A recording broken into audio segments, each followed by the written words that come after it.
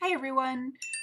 In this video we're going to run through one last example of solving a triangle and finding the values of all 6 trig functions.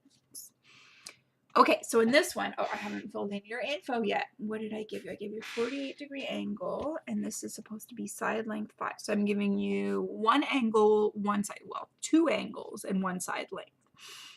Which technically means in this one again we have a really easy part 2.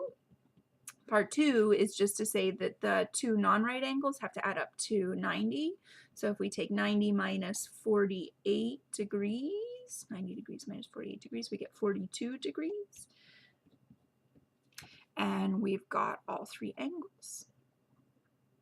Okay, so in this one, we don't get off quite so easy on part 1 because 48 degrees is not a special angle. So I'm going to go looking for my sine, 48 degrees, cosine, 48 degrees,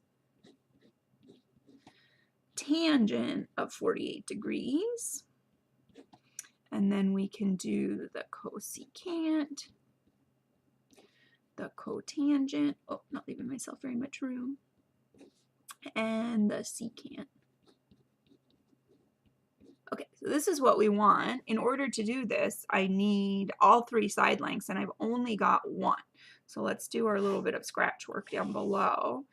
We can say, okay, starting from 48 degrees, I'm going to call this C and this B.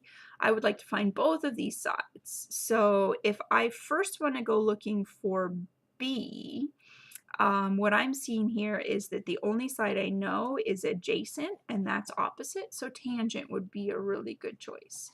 Tangent of 48 degrees is equal to B over 5, which means that B is going to be 5 times the tangent of 48 degrees. And this is not a special value, so on this one it is okay to give me a decimal. If we go in here and we say, let's see what I had.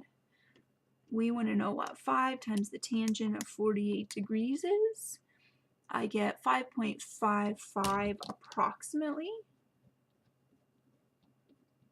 5.55, am I rounding right? Yep, 5.55.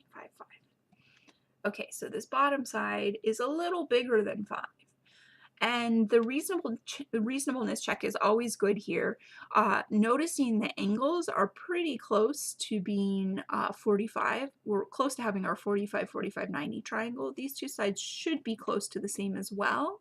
And the fact that the bigger angle goes with the bigger side is a good thing. Okay, if I also want to find side C, I would look at that and say, okay, well now I know opposite and adjacent. So if I want to get hypotenuse in the mix, sine or cosine would work. I'm going to choose cosine because I already have some rounding error in calculating B. So if I go back and use adjacent, I don't have any rounding error. That's exact.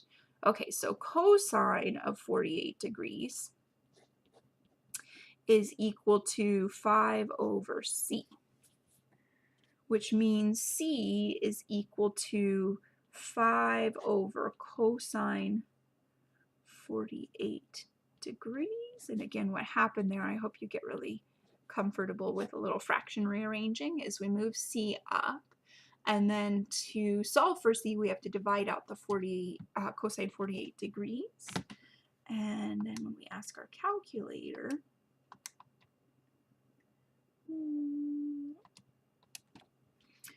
we get approximately 7.47,